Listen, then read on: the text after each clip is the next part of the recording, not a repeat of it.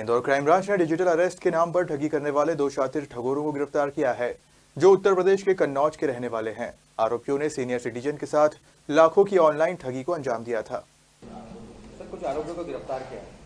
ये 11/9/24 को एक घटना हुई थी। एक लगभग 65 वर्षीय महिला थी और उस महिला के साथ डिजिटल अरेस्टिंग की घटना हुई थी। वो घटना इस तरह से हुई थी कि उसमें महिला के पास में एक telecom regulatory authority of India का अधिकारी बन करके उसने फ़ोन किया और बोला कि आपका जो नंबर है, सिम नंबर है, वो पकड़ा गया इलीगल एडवर्टाइजिंग में और इससे जो है मनी लॉन्ड्रिंग हुआ है। इस तरह से उसको पहले बातों में लिया और फिर बाद में उसको काफ़ी डराया धमकाया। फिर सीबीआई ऑफिसर बन करके फर्जी तरीके से उसको करीब 4-5 दिन लगातार उसकी डिजिटल अरेस्टिंग में उसको रखा था और फिर बाद में उनके मनी को जांच करने के उद्देश्य से फिर उसके पूरे पैसे लगभग 46 लाख रुपए का ट्रांजैक्शन अपने डिफरेंट अकाउंटों में करा लिया था।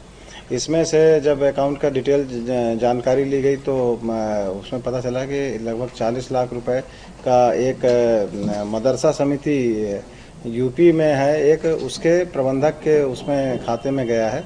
और जब जानकारी हुई तो यहाँ से टीम भेजी गई और टीम से मैं उसका लोकेशन लिया जा कर के उसको उठाया गया और फिर इसमें ये एक आरोपी जो इसका मुख्य आरोपी था, ये इसका नाम है ये असद अहमद खान।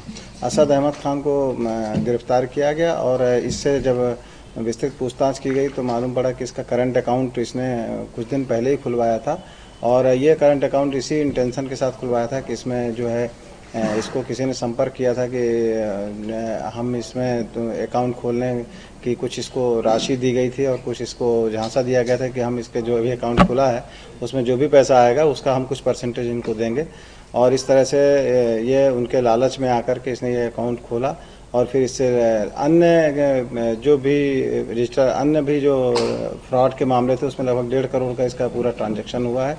उसकी जांच करने के बाद फिर इसको अरेस्ट किया गया है।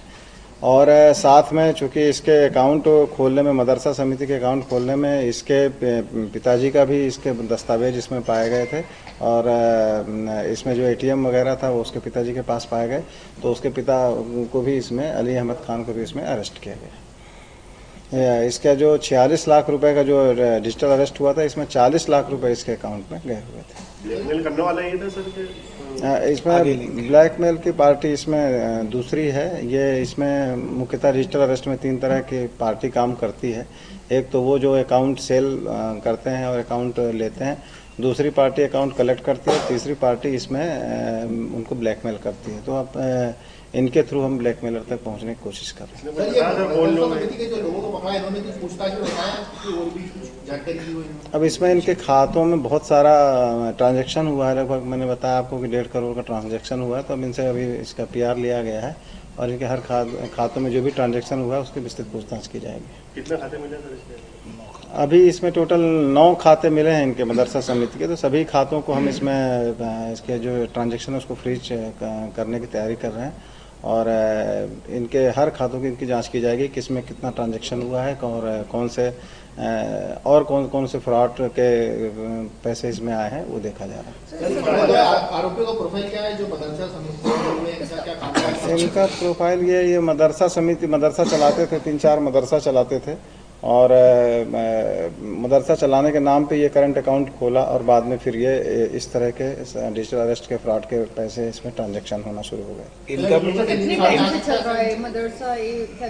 ये जिस दिन ये फ्रॉड हुआ है उसके लगभग 15-20 दिन पहले ये करंट अकाउंट खोला गया। इससे ये समझ में आ रहा है कि ये मदरसा के पर्पज से कम और ये फ्रॉड के पर्पज से ज़्यादा खोला गया।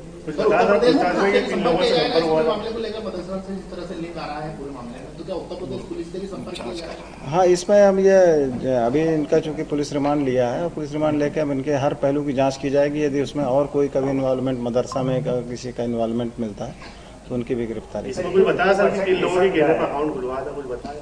ये इन्वेस्टिगेशन ये अभी हम इन्वेस्टिगेशन में है, अभी इसे चूँकि पीआर पर मुलजिम है, उससे बातचीत करके ये सब चीज़ें क्लियर करें। इस आरोपी तक कैसे पहुंचे सर? इस आरोपी तक कैसे पहुंचे? इसमें हम लोगों ने टेक्निकल सर्विलेंस किया और इसकी डीपली जानकारी ली कि जो किससे बात किया है, पीड़िता से जो बातचीत हुई है और जो ट्रांजैक्शन पीड़िता ने किए हैं, तो उसके बैंक अकाउंट के खातों की डिटेल जानकारी लेने के बाद फिर हम आरोपी तक पहुँचे। सर ये जो 50% पैसा ये मदरसा के अकाउंट में गया, इसका क्या यूज करते थे? ये चीज अभी सामने आई कि डेली में जाता था या संबल में जो घटना हुई तो उससे कहीं इसका लिंक मिला है? नहीं, अब ये एक्चुअल में क्या है, ये झूठ बोलते थे कि हम मदरसा समिति को मदरसा को चलाने के लिए हम इनका यूज करते हैं, ऐसा उनका कहना था। लेकिन अभी ये पूरा विस्तृत अभी पूछताछ की जाएगी, जो कि पुलिस रिमांड पे हैं आरोपी दोनों। क्या माना ये टेररिस्ट एक्टिविटी में स्पेशल ऑफिसर होता है? नहीं, अभी तो इसकी जानकारी पूछताछ के बाद ही बताओ। कन्नौज में ही है क्या मदरसा? हाँ, कन्नौज में है मदरसा। सर अभी तक ये दिसंबर एंड होने